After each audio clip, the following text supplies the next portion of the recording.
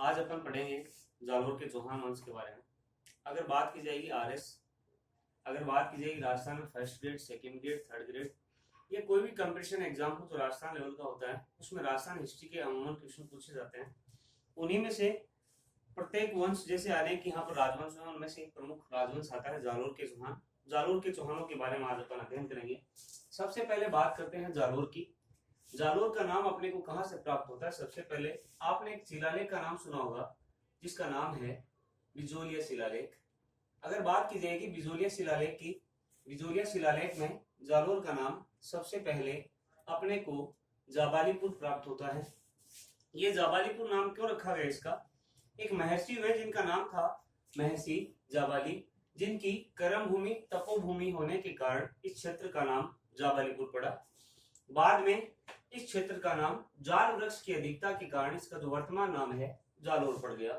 अपन ने अभी तक दो बातें की हैं जालोर के नाम के बारे में। अपन ने बात की सबसे पहले बिजोलिया शिलालेख में इसका नाम जाबालीपुर प्राप्त होता है और महर्षि जाबाली की कर्म भूमि होने के कारण इसका नाम जाबालीपुर पड़ा था। अब बात करते हैं यहाँ पर चौहान वंश की स्थापना की। यहाँ पर चौहान वंश की स्थापना क्यों, किसने की, कब की थी, इसके बारे में बात करते हैं। सबसे पहले अगर बात की जाएगी जालोर के चौहानों को सोनगिरा चौहान कहते हैं, क्योंकि जालोर दुर्ग को कांचनगिरी, सुवर्णगिरी कहा जाता है। कांचनगिरी या सुवर्णगिरी कहने के कारण यहाँ के चौहान सोनगिरा चौहान कहलाते हैं।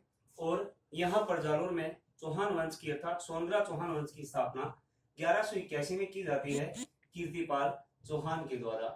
कीर्तिपाल चौहान की अगर बात की जाएगी, कीर्तिपाल चौहान का संबंध नाडोल के चौहान वंश से बताया गया है कि यहाँ पर 1181 में चौहान वंश की स्थापना कर देता है जालोर में। इसी कीर्तिपाल चौहान को एक उपाधि प्राप्त हुई है जिसका नाम है कीतु एक महान राजा।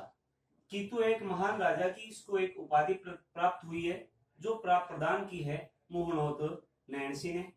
ये क्वेश्चन एक बार थर्ड ग्रेड में पूछा गया दोस्तों। अगर बात की जाएगी, मैंने ये कहा 1181 में कीर्तिपाल चौहान जालोर में चौहान वंश की स्थापना करता है और इसी कीर्तिपाल चौहान को एक उपाधि प्राप्त होती है कीतु एक महान राजा, जो प्रदान की मुहनोत नैणसी ने। मुहनोत नैणसी को राजस्थान का अबुल फजल कहा जाता है। अगर बात करेंगे यहाँ पर चौहान वंश के अनेक शासक हुए हैं। जैसे बात की जाएगी यहाँ पर चौहान वंश का संस्थापक कीर्तिपाल चौहान है। इसके बाद में समर सिंह, उदय सिंह, चाचिक देव, सामंत सिंह आदि अनेक शासक हुए, लेकिन यहाँ का जो प्रतापी शासक था उसका नाम था कानड़देव चौहान। तो आइए दोस्तों, जो एग्जाम में जो क्वेश्चन पूछे जाते हैं वो अमूमन कानड़देव चौहान से संबंधित क्वेश्चन पूछे जाते हैं, क्योंकि इसी कानड़देव चौहान के समकालीन दिल्ली सल्तनत का शासक जो था उसका नाम था अलाउद्दीन खिलजी।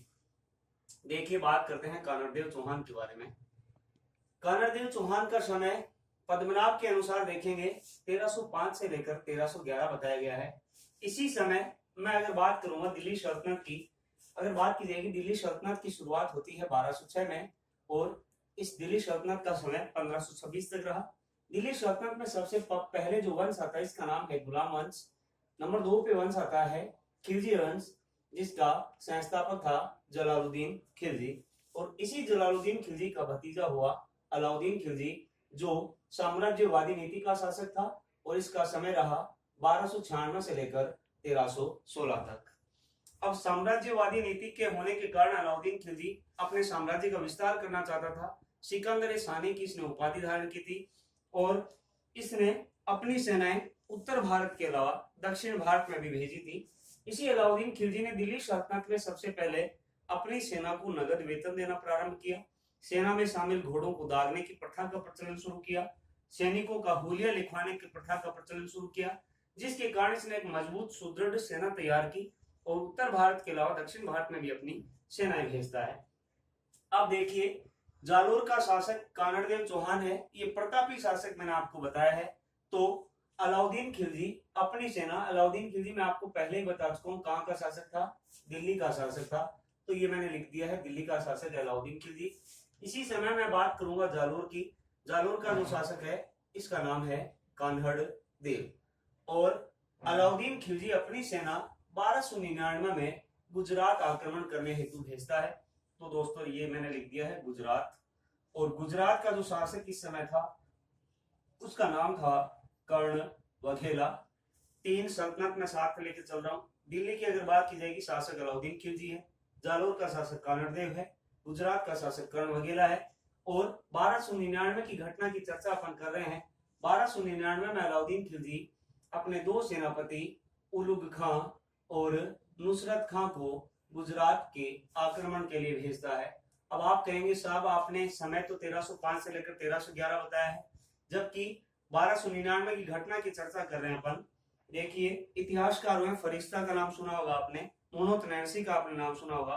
फरिश्ता इस घटना का समर्थन करता है, जबकि मोनोथ नैन्सी इसके बारे में कुछ लिखता नहीं है। फिर भी देखते हैं अपन क्या घटना यहाँ पर होती है। उल्लू खां और नुसरत खां गुजरात आक्रमण करने हेतु जाते हैं।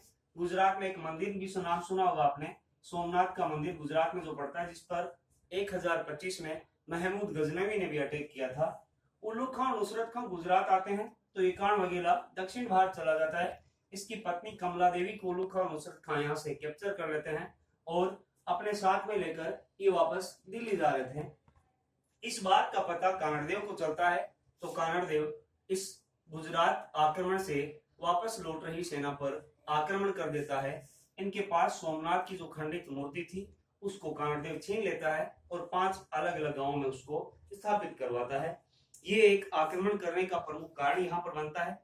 ये घटना मैंने आपको बताई 1299 की थी। दिल्ली का शासक जो था उसका नाम अलाउद्दीन खिलजी था।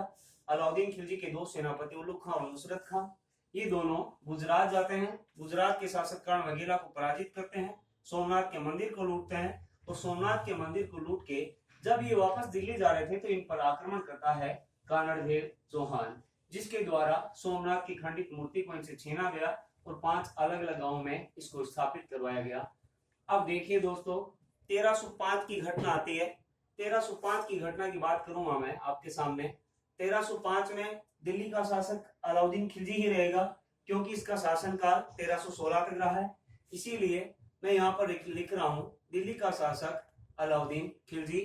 इधर जालोर की अगर बात की जाएगी, 1311 तक शासनकाल कानड़देव चौहान का रहा है, तो यहाँ मैंने लिख दिया है कानड़देव चौहान। इसी कानड़देव चौहान के बेटे की अगर बात करेंगे, इसी कानड़देव चौहान के बेटे का नाम था वीरमदेव। अब घटना क्या होती है, 1305 में अलाउद्दीन खिलजी अपना एक सेनापति भेजता है, एन उल मुल्क मुल्तानी। अब देखिए, ये नाम आपको याद करने की जरूरत नहीं है, एग्जाम में ये नहीं पूछा जाता है, लेकिन अपन यहाँ पर बात करेंगे। ये चेहरे पर अपने मुल्तानी मिट्टी लगा कर रखता था, ये बात आप याद रख लेना। मुल्तानी 1305 में अलाउद्दीन खिलजी के सेना का नेतृत्व करते हुए जालोर अपनी सेना को लेकर आ जाता है कानड़देव पर आक्रमण करने के लिए। होता क्या है, यहाँ पर मुल्तानी और कानड़देव के बीच में क्या हो जाती है, संधि हो जाती है, दोनों के बीच दोस्ती हो जाती है। फरिश्ता ये बात लिखता है कि अलाउद्दीन खिलजी के द्वारा मुल्तानी को भेजा गया, तो मुल्तानी के साथ में कानड़देव की संधि होगी और मुल्तानी कानड़देव को लेकर अलाउद्दीन खिलजी के दरबार में पहुंच जाता है, जहां पर अलाउद्दीन खिलजी द्वारा हिंदू विरोधी बात कहने के ऊपर यह कानड़देव अलाउद्दीन खिलजी का दरबार छोड़कर वापस जालोर आ जाता है। मैंने आपको ये कहा 1305 की घटना है और इसमें कानड़देव और मुल्तानी के मध्य संधि हो जाती है। लेकिन मोनोथ नैन्सी ये बात लिखता है कि वीरमदेव को अलाउद्दीन खिलजी के दरबार में नियुक्त किया गया। मतलब इस संधि के द्वारा कानड़देव ने अपने बेटे पुत्र वीरमदेव को अलाउद्दीन खिलजी के दरबार में भेज दिया। वहां पर क्या होता है, वो अलाउद्दीन खिलजी की पुत्री फिरोजा के बारे में बताता है, जिसके बारे में आपको बताता हूँ। जैसे देखिए साहब, ये अलाउद्दीन खिलजी का दरबार है। अपने को पता होगा कि पहले महिलाओं को नीचे दरबार में बैठने की परमिशन नहीं हुआ करती थी, उनके लिए ऊपर स्थान बनाया होता था। जैसे आपने अभी बाजीराव मस्तानी मूवी देखी होगी, जिसमें काशीबाई ऊपर के स्थान के ऊपर बैठी रहती है, दरबार में नीचे नहीं बैठती है। तो ये अलाउद्दीन खिलजी था, कट्टर मुस्लिम शासक था, महिलाओं को नीचे दरबार में नहीं बैठने देता था। ये अलाउद्दीन खिलजी यहाँ पर स्वयं बैठा है और इधर इसके मंत्री वगैरह बैठे हैं। वीरमदेव अलाउद्दीन खिलजी के दरबार में जब प्रवेश करता है तो सामने यहाँ पर बैठी थी अलाउद्दीन खिलजी की बेटी, जिसका नाम था फिरोजा। जैसे ही वीरमदेव यहाँ फिरोजा की तरफ देखता है, फिरोजा की तरफ से स्माइल आती है। स्माइल का मतलब ये है भैया यहाँ पर मामला ओके हो जाता है। फिरोजा और वीरमदेव के मध्य प्रेम संबंध बन जाते हैं, जिस बात का पता चलता है अलाउद्दीन खिलजी को।